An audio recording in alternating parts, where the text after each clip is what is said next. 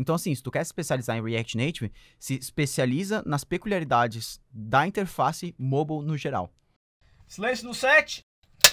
Gravando.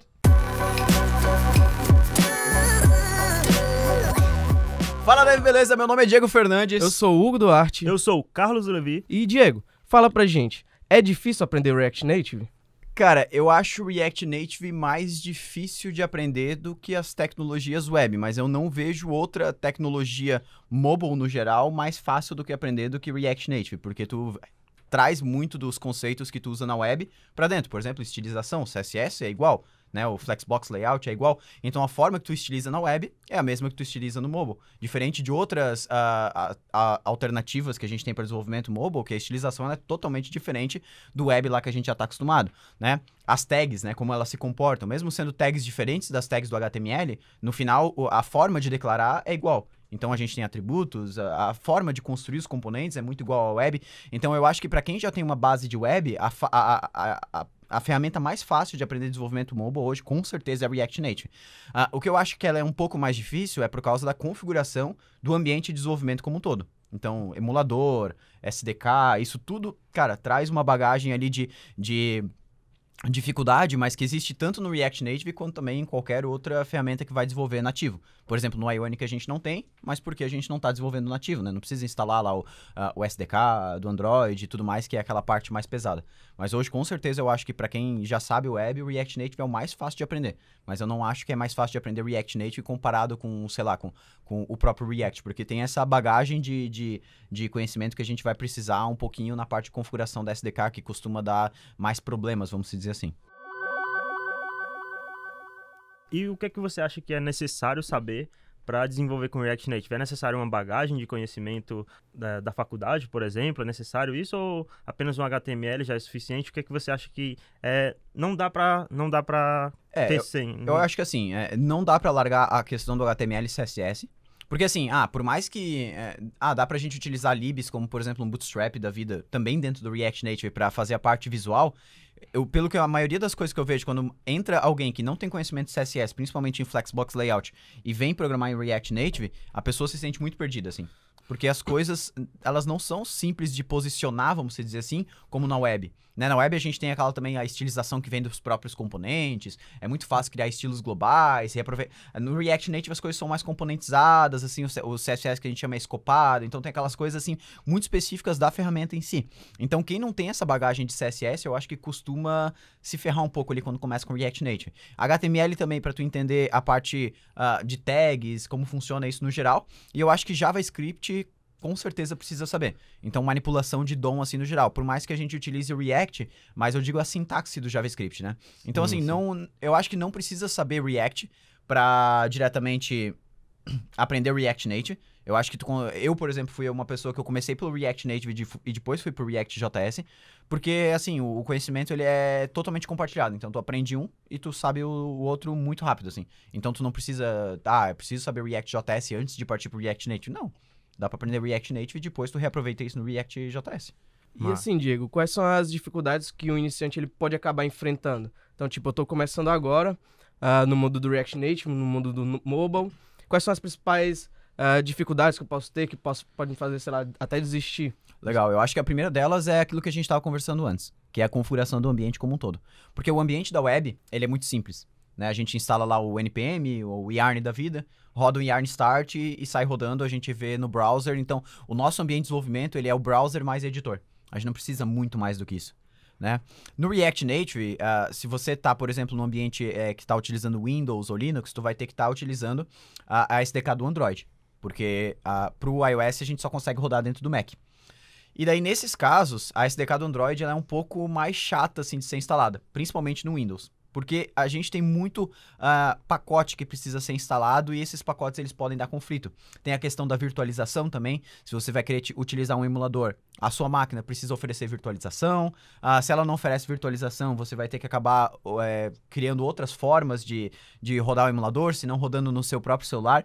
Isso acaba gerando um pouquinho de estresse no início, até tu tá com esse ambiente de desenvolvimento totalmente configurado.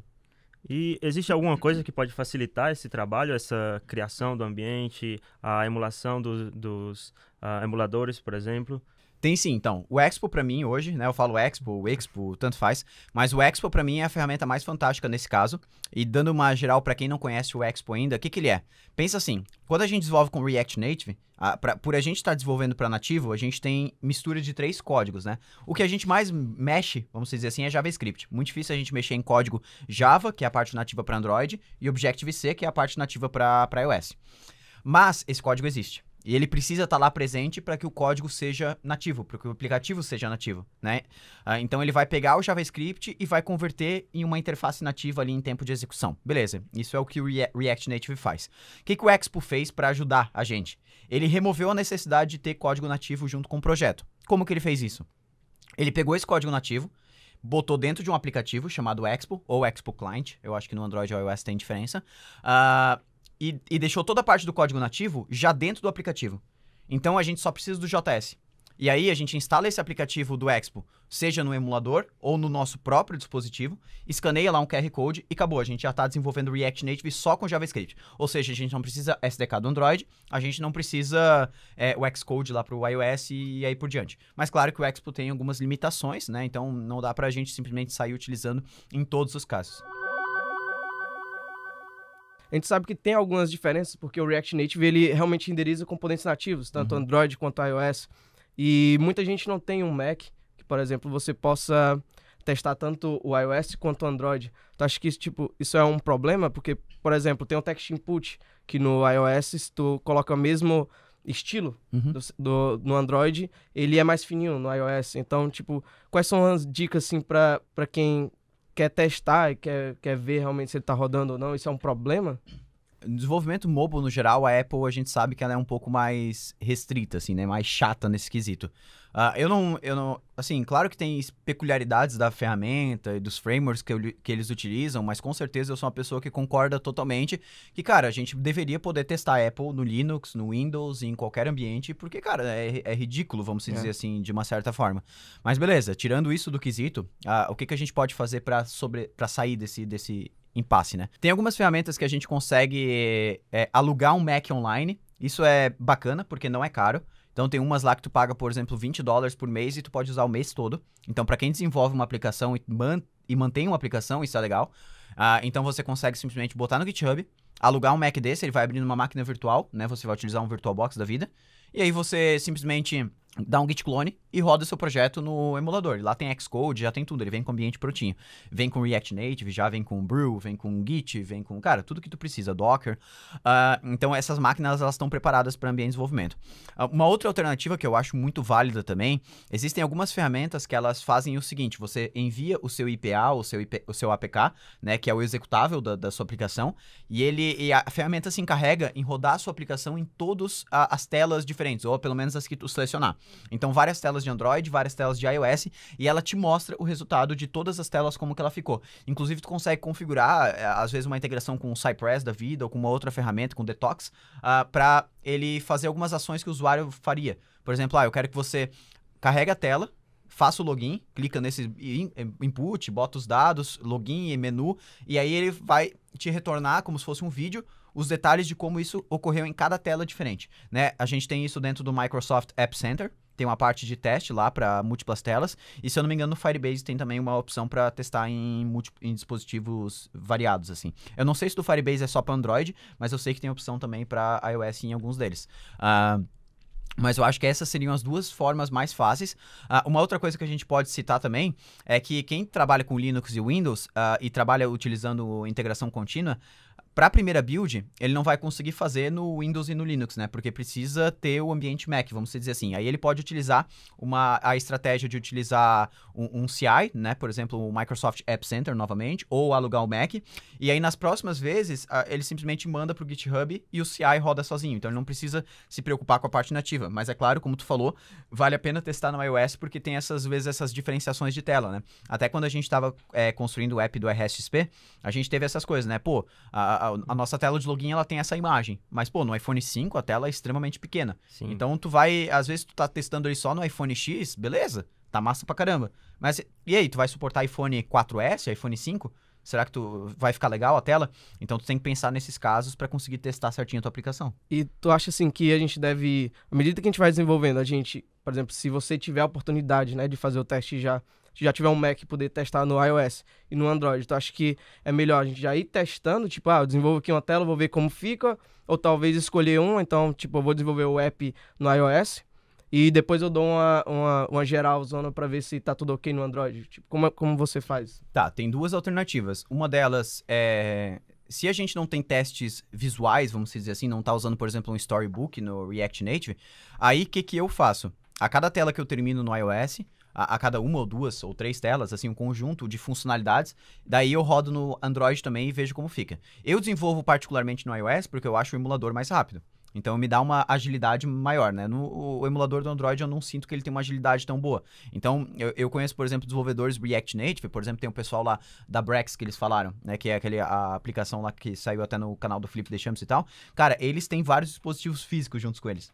Então eles compram alguns celulares para ficar junto com eles para eles testarem ali de forma física, vamos dizer. Cara, a aplicação que tem, por exemplo, a empresa vale 2 bilhões. Tipo, cara, nesses casos vale a pena, né? Mas não vai ser tu ali com um aplicativo que vai botando um joguinho na App Store ali que tu vai comprar 10 celulares para testar. Mas é legal às vezes os celulares físicos porque te dá mais aquela sensação de estar utilizando. Daí eu desenvolvo um conjunto de funcionalidades no iOS e testo no Android. Mas se você está utilizando, por exemplo, um Storybook, que é aquela ferramenta para a gente visualizar como ficam os componentes baseado em alguns estados que a gente passa, a gente já inclusive falou isso num podcast, é legal que daí você pode testar, tipo, no final, assim, porque você desenvolve tudo para iOS, o Storybook junto, né, os elementos e tal, depois você vai pro Android e vê como que eles se comportam. Então, assim, mas vale a pena você depois abrir a aplicação no Android, também dar aquela boa testada, e também se a pessoa desenvolver no Android, também abre no iOS, dá aquela boa testada, né, a gente consegue configurar fácil entre essas duas plataformas. E, Diego, ainda nessa pegada do iOS contra o Android, algumas pessoas recomendam que você vá para o desenvolvimento nativo justamente para você focar em um sistema operacional só. Por exemplo, o Android. Daí você entra de cabeça naquele ambiente e trabalha só com aquilo. Daí você vai se tornar um especialista. Você acha que pode acabar se tornando uma dificuldade um iniciante ter que desenvolver para Android, sendo que ele passou a vida dele utilizando Android e ter que desenvolver para iOS também? Tem algumas peculiaridades que ele tem que se atentar? Tem sim. Algumas coisas a gente tem que cuidar, porque assim, como eu estava falando, as plataformas, o usuário ele tá acostumado a lidar com uma plataforma diferente do que ele está acostumado com outra. Por exemplo, se eu dou meu iOS hoje na mão, tu usa Android ou iOS? Tu usa Android, não usa? Android, isso. Então, se eu dou meu celular hoje pra ti e falo, pô, deleta uma mensagem no WhatsApp, o que tu vai fazer? Vou no WhatsApp, vou clicar, segurar em cima e esperar que apareça pra delete. Mas não, no iOS tu puxa pra esquerda. É diferente. É diferente, então, entendeu? A tua forma de lidar com gestos no celular, ela é diferente de uma pessoa que tá utilizando o iOS. Então, tu tem que pensar no usuário como um todo. Tu tem que pensar, cara, qual que vai ser a acessibilidade que eu quero dar pro meu usuário. A experiência, né? Exatamente. Então, assim, cada usuário ele precisa de uma experiência diferente, mas graças a Deus, graças ao core team lá do React, a gente tem várias formas de lidar com essa diferenciação de plataforma. Então, por exemplo, uma das coisas que eu acho mais fantásticas no React Native, que eu vejo que muito pouca gente usa, muito pouca é muito horrível, né? Pouca gente usa, é a questão de a gente cria um componente, se a gente bota a extensão dele, .android.js, e cria outro com o mesmo nome, .ios.js, um vai carregar no iOS e outro Android. E aí tu consegue fazer uma diferenciação total. E ele já faz isso automático, né? Automático, isso lá no Bootcamp. E dá pra fazer pra imagem também, o pessoal não sabe disso. Se tu botar, tipo, até a imagem, tipo, logo.android.png, ele carrega uma no Android e outra no iOS. Isso é muito massa. E eu mostro isso no Bootcamp porque a gente faz uma funcionalidade lá de Date Picker. E o Date Picker é um exemplo prático de como as coisas funcionam diferente no iOS e no Android. Porque no Android a gente tem aquele Date Picker que abre um modal na tela, assim, um box que tu vai girando. E no iOS não, no iOS é aquele... É um trambolho gigante na tela, assim, que tu vai arrastando pra cima até chegar no horário que tu quer. Então, assim, é experiência de usuário diferente entre os dois. Mas isso é a maior preocupação que um desenvolvedor tem que ter. Então, assim, eu não acho que, por exemplo, eu sou desenvolvedor mobile aqui com React Native, vou me preocupar só com iOS e o Android lá eu vou só adaptar. Não, tu tem que que pensar também, se tu quer ser, tipo, desenvolvedor mobile mesmo, vai lidar com uma aplicação que vai pro mercado, cara, tu tem que estar ligado nessas coisas que vão ter de diferenciação entre as duas plataformas. Isso é legal ter esse conhecimento. Nada de pegar o Material UI e colocar para os usuários de iOS, né? Não tem problema diretamente, Mas fica sabe? estranho, Hoje a né? Apple, ela aceita tudo. Antigamente a Apple era Sim. mais chata. Mas assim, eu particularmente, pô, se tu vai utilizar um Material UI, a não ser que seja para um produto que vai para MVP, que é uma versão muito... Cara, eu acho que vale mais a pena, assim, se tu tiver a oportunidade de ter um design, construir a interface na mão, sabe? Porque aí tu vai estar uma experiência única. Uber, por exemplo, ele não segue nenhum padrão Style para guide. Android, nenhum padrão para iOS diferente. É o mesmo. Só que ele tem as interações com a tela um pouco diferentes entre os dois, né? Mas a interface é igual. Então eles desenvolveram a interface do zero. Eles não estão utilizando a interface seguindo as guidelines do Android para um e a interface seguindo as guidelines do iOS para outro. Entende? O WhatsApp já é um que segue muito as guias de estilo, vamos dizer assim, né? Sim. No iOS ele tem as guias de estilos do iOS, mas isso porque veio lá de antigamente, né? E no Android ele usa mais esse estilo Material também. Então, assim, não tem necessidade, mas cada aplicação funciona de um jeito. Massa. Ô, Diego, eu trago até porque foi um impasse mesmo que eu tive, que já comecei desenvolvendo no React Native, né? Entrei no mercado de trabalho já para desenvolver com React Native. E eu tinha dúvida se, beleza, o React Native a gente usa JavaScript ali para desenvolver. E antes a gente mexia mais um pouco em código nativo, justamente para linkar alguma biblioteca, fazer alguma configuração. Mas tu acha que é importante eu saber o Java ali para lidar com Android, um Swift com iOS? Tipo, é necessário? Eu preciso me preocupar com isso ou tu acha que... Cara, assim, 90% das vezes não. Tipo, 95% das vezes não, assim, pode jogar até mais alto.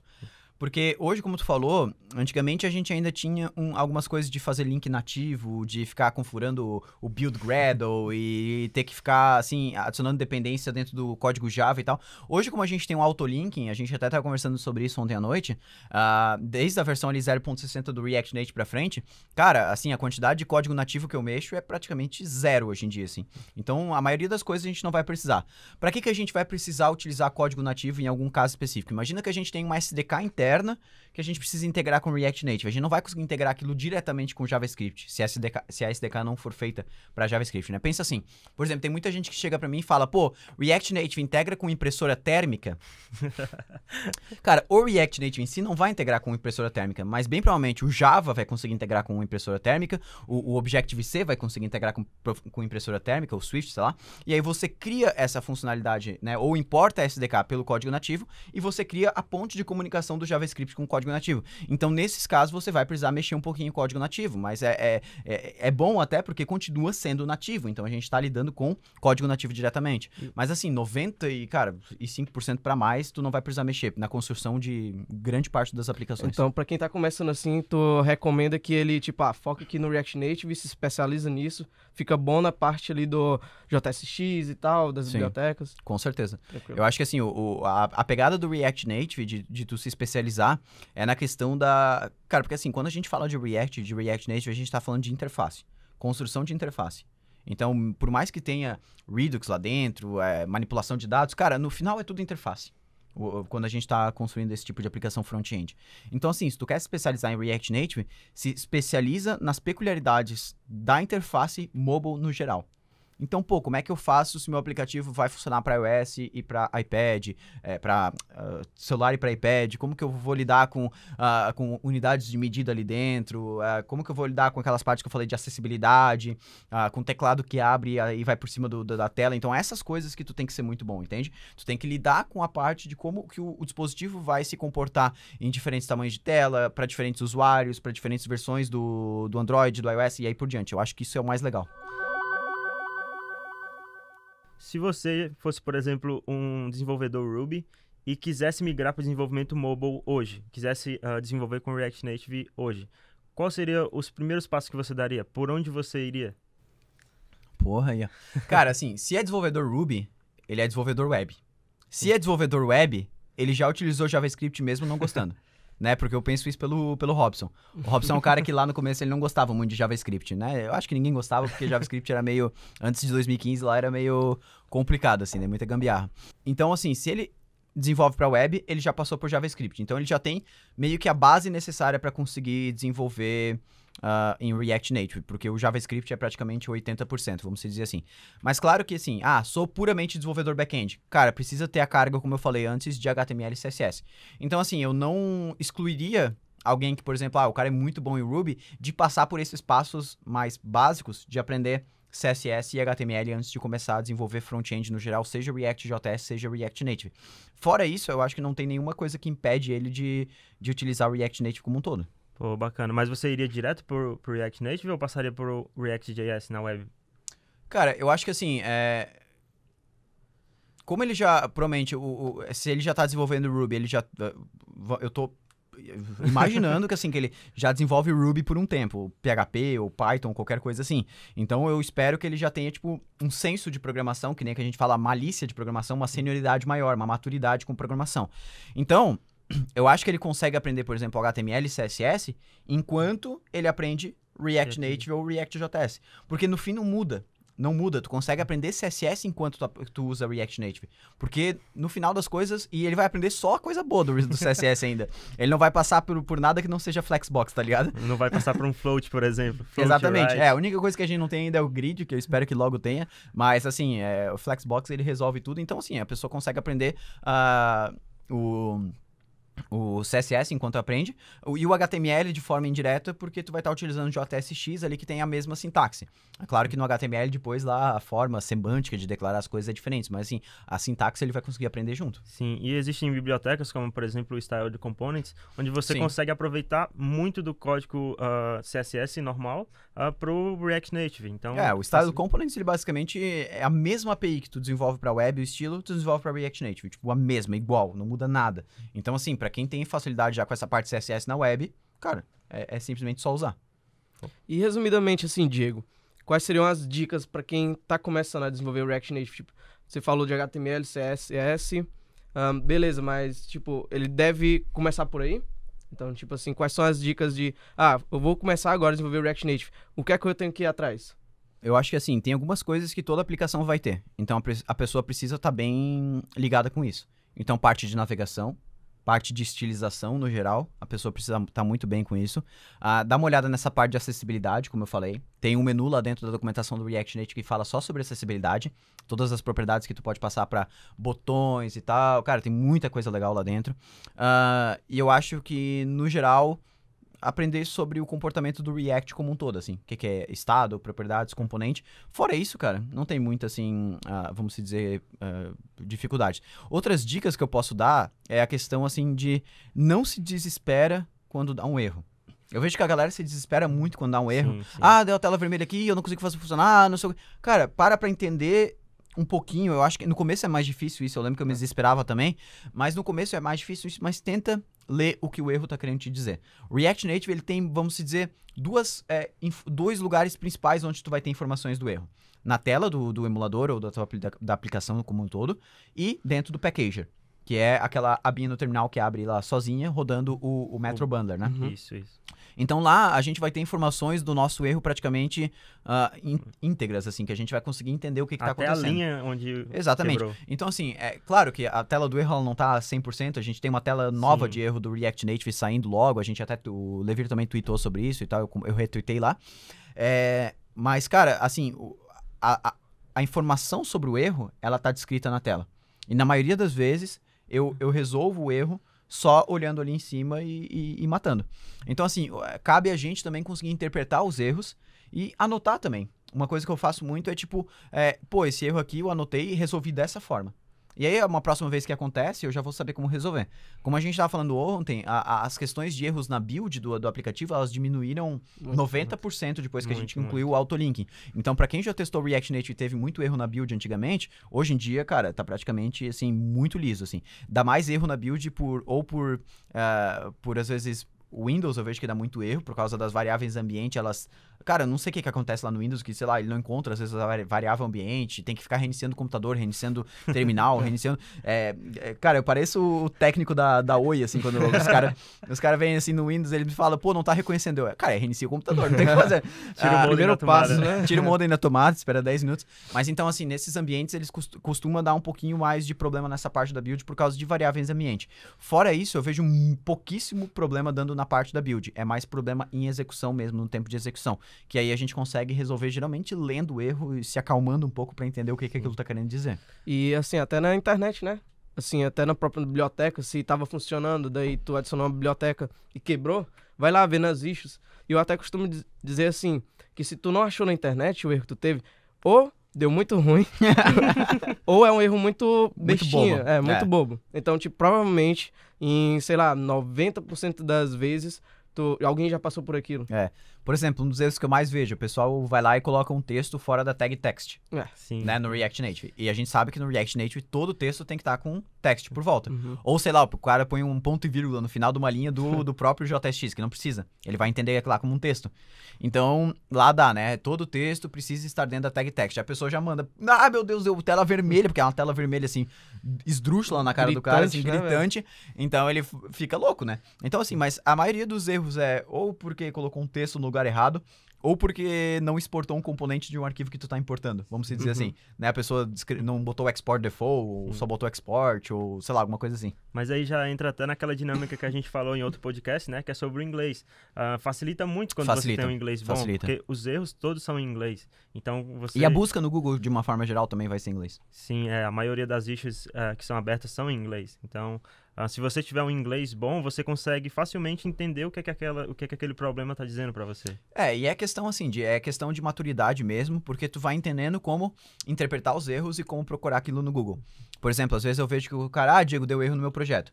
Aí eu falo, manda o erro. Aí ele manda tipo um Ctrl+C, Ctrl+V de uma parte que não tem nada a ver com o erro. Acontece Mas como que eu sei qual que é a parte que tem a ver com o meu erro? Cara, tipo, vai ter um monte de linha lá, cara, assim, cheio de código e tal, e lá no meio tem uma frasezinha assim, pô, com certeza talvez seja aquilo lá o motivo do erro, assim. Então tenta procurar alguma coisa que se diferencia do resto, assim. E outra coisa, elimina, na hora que tu vai buscar do Google, tudo que é específico do teu projeto. Por exemplo, não adianta tu procurar no Google um erro se tu tá colocando o caminho do projeto com o caminho que tá no teu computador. Claro que não vai achar, ninguém tá usando o teu computador para programar. Então pega as partes do erro que tem relação somente com o que não é específico do teu ambiente de desenvolvimento. E aí com certeza vai te dar mais chance de tu encontrar uma resposta. Dá até para descartar aqueles probleminhas que dão, porque ele mostra vários arquivos, né, e tal. Por exemplo, do Node Modules. Tudo que tiver Node Modules, descarta e tenta procurar o que tá dentro do teu projeto. Isso. Basicamente isso. Ajuda bastante já. Pô, Diego, massa. Uma coisa que você toca na tecla bastante é sobre interfaces feias, né? Às vezes a interface pode ser o mais funcional possível, mas ela é feia, já dá uma coisa ruim em usar. Você acha que o iniciante precisa se atentar nesses detalhes de usabilidade, de deixar algo bonito, ou não? Ele pode partir Cara, direto depende do pro código? foco dele, entende? Tipo, eu acho que assim, nunca... Interface é uma coisa que que vale a pena a gente pecar de mais do que pecar de menos. Tipo, vale a pena a gente fazer uma interface que não precisava ser tão boa do que uma interface que precisava ser melhor. Então, assim, interface é uma coisa que pra mim, cara, como eu tava falando antes, quando a gente fala de React Native, de front-end, no geral, a gente tá falando de interface. Cara, pra mim, de nada adianta ter uma aplicação super funcional se a interface for horrível. Então, assim, Diego, mas eu não sei estilização. Então, usa um Mature Design da vida, alguma coisa que tá pronto, se tu não sabe estilização. Mas, cara, faz uma interface, no mínimo, aceitável. Tipo, um usuário não vai utilizar a tua aplicação se, mas ela funciona. Beleza, mas, cara, a interface é uma coisa, assim, que... É um negócio que mexe muito com a nossa cabeça. Então, assim, se não tiver uma interface bacana, usual, essas coisas assim, não vai funcionar muito bem pra questão de comércio, de mercado, assim, de, vou lançar um aplicativo e vai ficar famoso. Cara, não vai. Assim, então, assim, eu acho que interface é algo que vale muito a pena a gente focar. Eu até falo, cara, vale mais a pena ter o aplicativo estar muito bonito e algumas funcionalidades não estarem 100% do que ele estar muito funcional e não ser... Tá feio, né? E tá feio, sem usabilidade nenhuma, o cara bate o teclado, vai em cima do input, ele não consegue clicar no botão. Então, assim, essas coisas tem que cuidar, sabe? Eu acho que é o mínimo que tu tem que fazer quando tu desenvolve pra React Native. Sim, a gente vê muito essa diferença quando um designer ele vai começar a criar interfaces. Eles têm muito cuidado. Já um desenvolvedor back-end acaba focando nas funcionalidades, esquece um pouco da usabilidade. Por isso que a gente tem esses kits, vamos dizer, de UI design, kits, né? Pra mim, um dos que são bem massas no React Native, pra quem não sei CSS, é o React Native Paper. O React Native Paper, ele implementa o Material dentro do React Native, e ele é bem completo mesmo, assim, eu acho muito massa, ele é bem massa mesmo. E eu já usei o Native Base, eu não gosto. Acho muito verboso pra produzir Eu também já usei. uma coisinha assim. Tu quer botar um texto no topo, cara. 4 tags, uma dentro da outra pra conseguir botar o texto. Não acho legal. Aí tem o React Native Elements lá, que também é legalzinho. Mas no geral, assim, cara, não sei o que usar, não sei CSS, usa o React Native Paper lá. Ele vai te dar uma base boa pra construir a maioria das coisas. Já que a gente falou das dificuldades e tal, tu acha que vale a pena quem tá começando agora já usar o Expo ou partir lá pro CLI? Legal. Isso é uma pergunta bem boa, cara. Daria pra falar um podcast inteiro sobre Sim, Expo, sim. mas eu acho que, assim, na maioria das vezes, pra quem tá começando, vale muito a pena o Expo. Por quê? Porque a maioria das coisas, elas funcionam no Expo. O que não funciona no Expo, por exemplo, Diego, que vai me limitar? Sei lá, Bluetooth. Cara, mas quem que cria um aplicativo com Bluetooth quem tá iniciando? Muito difícil. Mas o que funciona no Expo muito bem, que já tá integrado? Mapa, câmera, galeria, cara, contatos, geolocalização, todos os sensores, né? Cara, Se você vai construir o primeiro aplicativo, é normalmente só visual. assim, navegação, tudo isso já tá funcionando e funciona de uma maneira muito lisa, assim. Então vale muito a pena na maioria das vezes. Tanto que hoje, quando eu vou dar workshops, palestras, o curso do Starter que eu vou regravar lá pro site, tudo vai ser utilizando o Expo. Semana Ministec também. O CLI, ele vale muito a pena pra quem vai construir uma aplicação muito grande, assim, que tu não sabe aonde que aquela aplicação vai chegar. Por exemplo, tô construindo o próximo Uber, sei lá, cara, que é uma parada que vai escalar muito, assim, que eu preciso ter uma longevidade gigante. Vou utilizar a Expo nesse caso? Cara, na maioria das vezes eu não escolheria. Eu prefiro fazer na mão daí. Mesmo que no Expo a gente tenha aquela funcionalidade de eject lá, mas eu acho que daí quando a gente faz o eject acaba ficando muito misturado as coisas, acaba se perdendo um pouco. Então assim, eu acho que a escolha do Expo é quase que a escolha de tipo, vou utilizar um framework, por exemplo, para Adonis, para me dar uma produtividade legal no início do projeto, ou vou criar, por exemplo, 100 frameworks e vou criar tudo numa estrutura de microserviço, por exemplo, sabe? No Node a gente tem essa escolha também. Então eu acho que no React Native, assim, 80% dos casos vale a pena começar a aplicação utilizando o Expo, e nos outros 20% utilizando o CLI puro, porque aí tu vai precisar talvez funcionalidades específicas e tal. Então depende também muito da facilidade que o programador tem utilizando o CLI. Né? Por exemplo, hoje pra mim, a velocidade que eu tenho desenvolvendo com o Expo, ela não muda muito comparado com a velocidade que eu tenho utilizando o CLI. Mas, por exemplo, no app do Rocket City Experience, a gente utilizou o Expo, no Skylab não. Por quê? No Rocket City Experience, a gente precisava umas funcionalidades muito básicas, e a parte de build do Expo é muito rápida, muito mais fácil que a parte do React Native CLI no geral. A parte de configurar splash screen, ícone, tudo isso é muito mais rápido. Né? Isso tira o nosso trabalho. Agora, no Skylab, por exemplo, cara, aonde que o Skylab vai parar?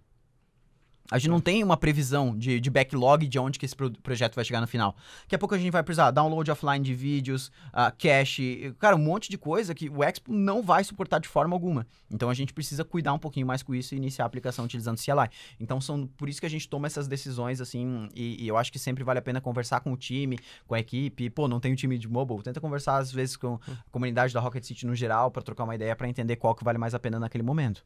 Pô, muito massa. Então, a gente conseguiu dar uma ajuda legal para os iniciantes, né? Se vale a pena, se não. Algumas dicas, a gente deu dicas valiosíssimas para quem está começando. Então, React Native não é difícil, né, Diego? Não, cara, não é. Eu já lidei com muita coisa difícil nessa vida. Agora, React Native não é uma delas, cara. Cara, se um programador nativo, sei lá, que lidou lá com o início da programação, não um cara que já tá com muita experiência, mas lidou com o início de programação, com os erros que acontecem também, tipo, em Objective-C, cara, que é muito difícil de entender. O Java já é um pouco mais fácil de entender, mas também, assim, é um pouco maçante pra tu conseguir rodar o projeto. A pessoa que vai pro React Native, ela se sente bem mais, assim... mais em casa, assim, mais livre para construir as coisas, porque é muito rápido as coisas sendo construídas no React Native. Eu acho muito fácil utilizar. Hoje em dia mesmo tá cada vez mais fácil. Fechou então, galera? Eu acho que só uma hashtag pra gente finalizar o podcast, pra quem estiver vendo no YouTube ou um lugar que dá pra comentar. Pra quem chegou até o final do podcast, pra gente saber que a galera chegou até o final do podcast, bota aí a hashtag RNFácil, beleza? RN, né, de React Native. Fácil de fácil, né? É fácil aprender. Falar, né? É fácil aprender.